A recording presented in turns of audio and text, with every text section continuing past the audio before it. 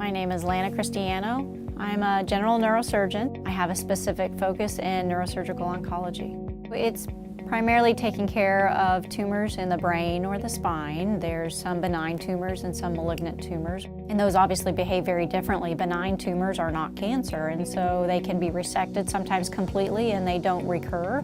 Sometimes we resect them and they come back, and then we have to consider whether to do more surgery or not. And then there are the more aggressive tumors, and so sometimes all we can do is a biopsy to help the medical oncologist proceed with chemotherapy and radiation. And sometimes we consider aggressive surgical resections, and sometimes it helps give patients more time. Sometimes it improves their quality of life, if not their quantity of life.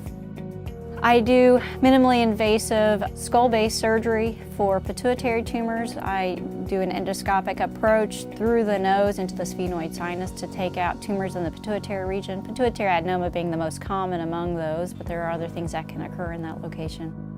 Other minimally invasive procedures we do would be microdiscectomies, where we take out a disc herniation with a microscope. Minimally invasive options for the brain would include a brain biopsy.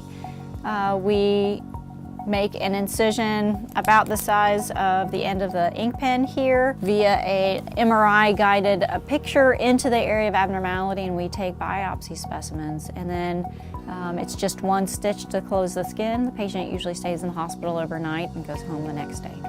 It's immensely gratifying. There's nothing better than having a patient in severe pain from a pinched nerve, and then you do a surgery and they immediately feel better when they walk home. If they don't feel better immediately, usually within the first few weeks.